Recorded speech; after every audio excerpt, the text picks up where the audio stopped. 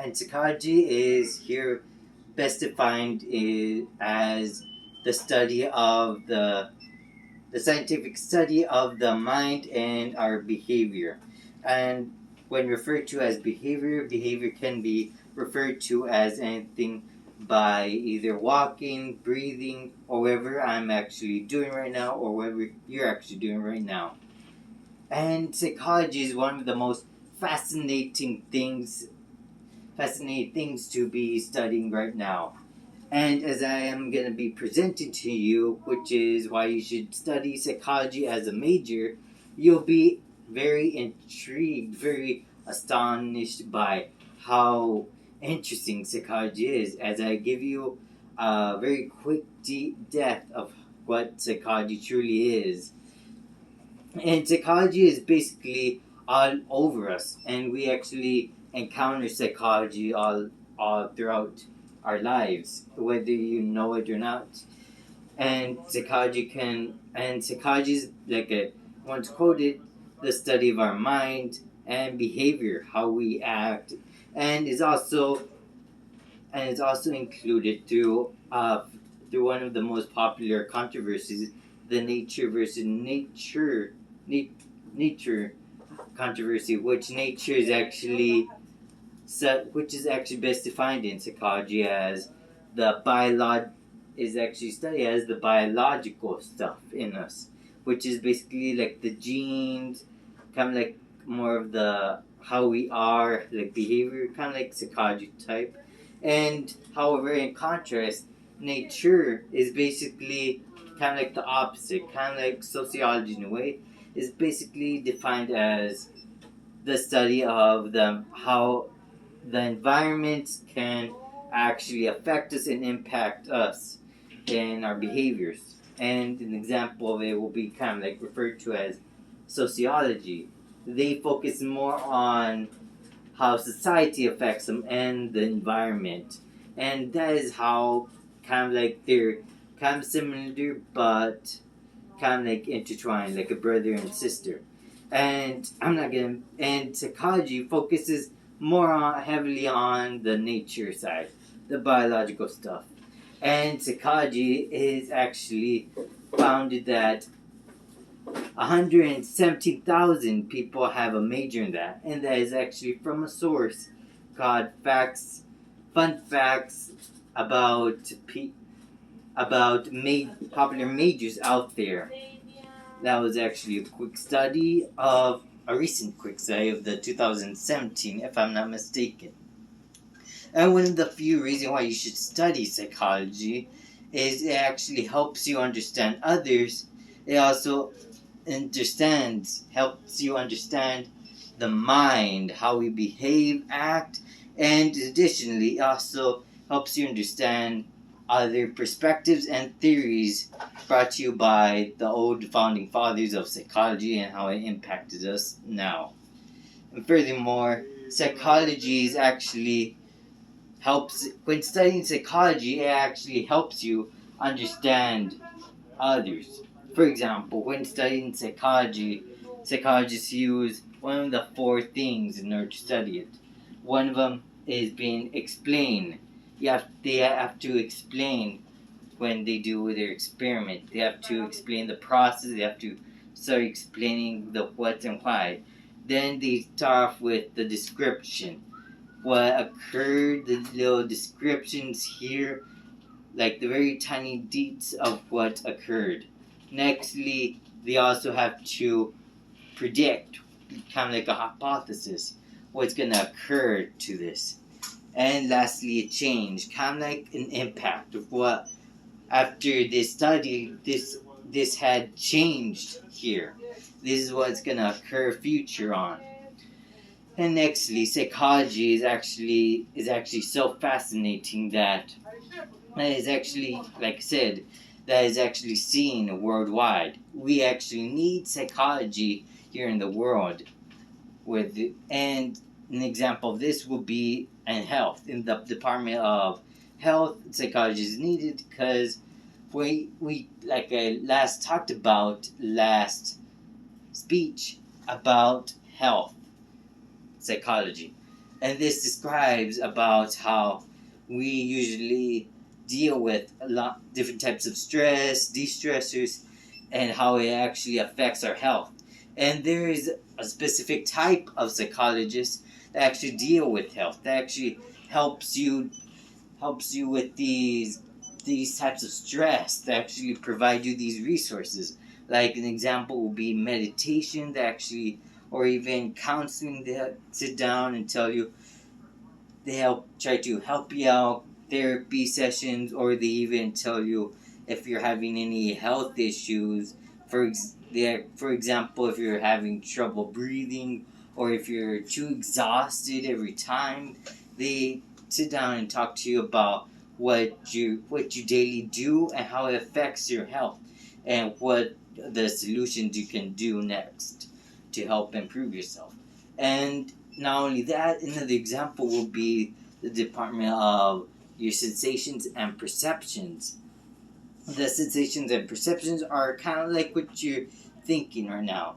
The sensations and our perceptions are your five senses: sensation plus six, but they deal with how, while studying this, it's kind of like an anatomy, dealing with how the anatomy of the touch, or how actually all of these senses, even your eyesight, to your smell, to how you run, etc. All these senses, they all connect down to your brain, and how all of these connect to how we perceive the world differently.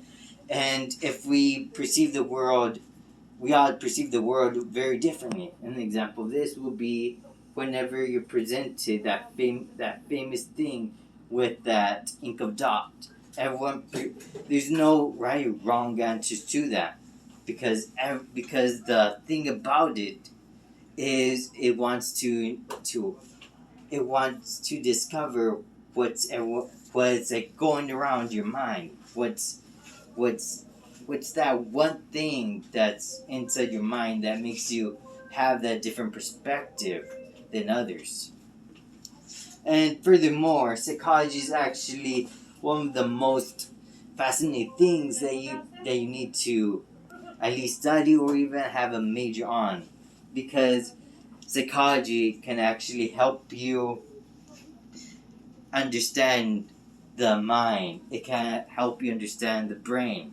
For example, psychology helps you understand the neuroscience of it all. Example will be, take this apple, pretend this is a brain. And when we go dive into the neuroscience, which is part of psychology, we have to learn the basics, the neuroscience stuff in psychology. So, in psychology, we have the neuroscience, which kind of like dissects the brain a bit. And in psychology, we have two types of cells. We have the neuron and we have the glial cells. And the glial cells are basically nurturing some type of nutrients that actually helps and supports the cells of your brain. And the neurons are actually the most common types of cells that we actually know what they are. And these two, and the most important one, the person that we're gonna give the whole spotlight to is the neuron cell. The glial cell is more like the supporting system, like the base of your house. And the neuron system we're gonna go dive deep, and it composes of a few things that are very important, that actually sends these messages to your brain. Through the power of God. And through this neuron, there are these components that I'm going to dissect. The first component is an axon. And kind of like a visual aid here, to make it more easy for you to remember, is here the palm. The wrist can be known as your axon, because it sends down that information to the cell body, which receives that information, sending it down to the dendrite, which sends down to the other part of the neuron. And now these little Now, within them connecting are these axons, and within those axons are these kind of like gel-like structures. That's the methicillin cell. If I think I'm saying it wrong, but anyways, that it actually protects it, and it actually makes that neuron, that message, go faster. So this is why we actually feel pain instantly.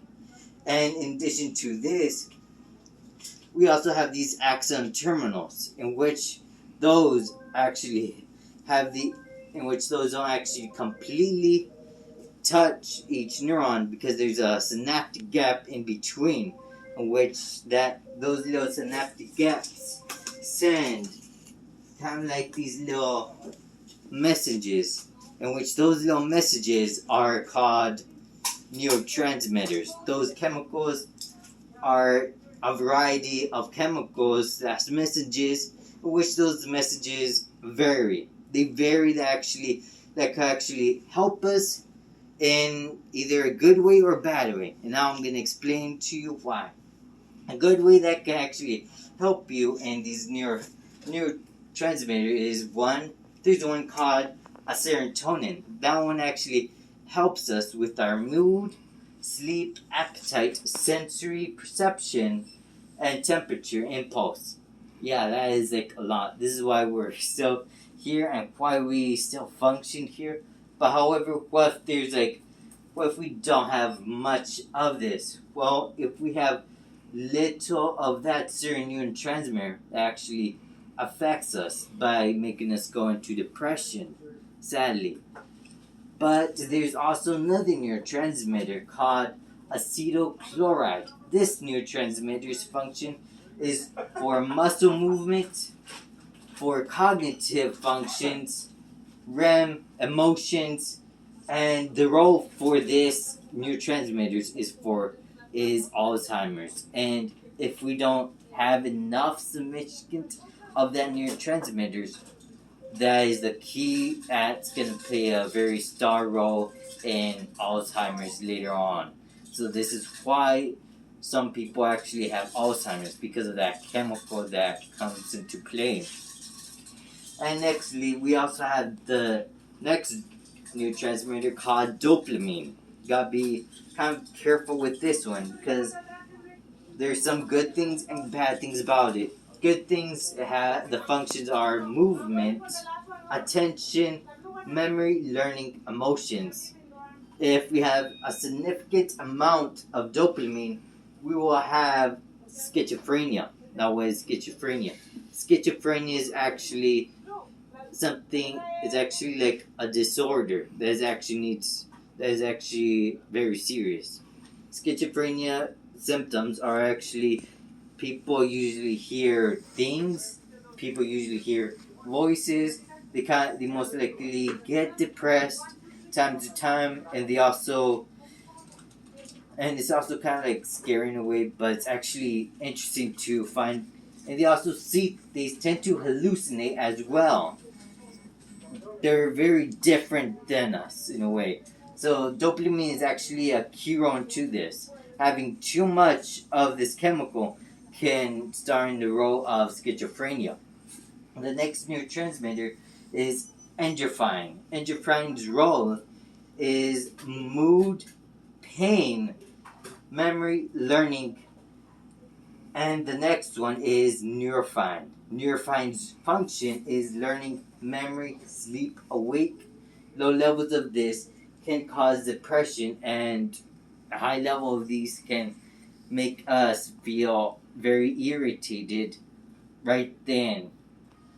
And here we can see that if we have a high increase of a certain neurotransmitter, it can actually cause some serious consequences. Or if we have very little of these neurotransmitters, it can actually affect us greatly as well. So the key is we have to take care of our own health, try not to exceed, because like that saying says, we cannot have excessive amount of something, because it can actually impact our bodies, nor something too low of it, because it actually affects us.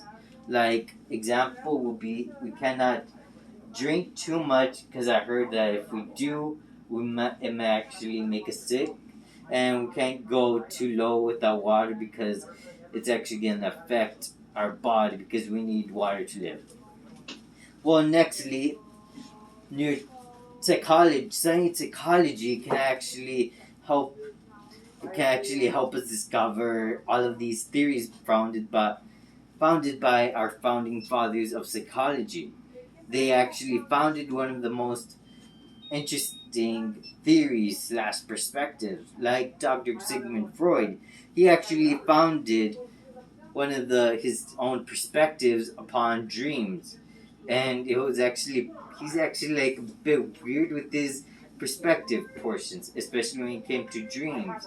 His perspective points were a bit, I guess you would say, a bit sexual when he started to talk about symbols and representing them in a different way than usual.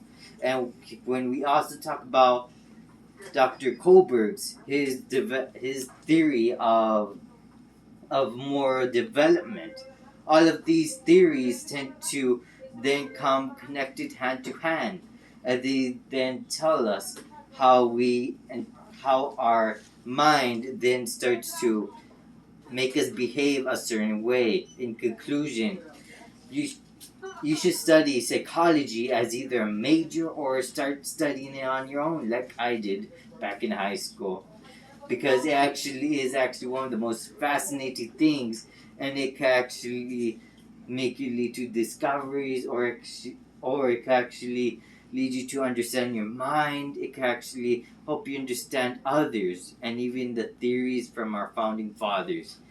So psychology is one of the most things that is still growing out there and is actually one of my favorite things to study about. Thank you.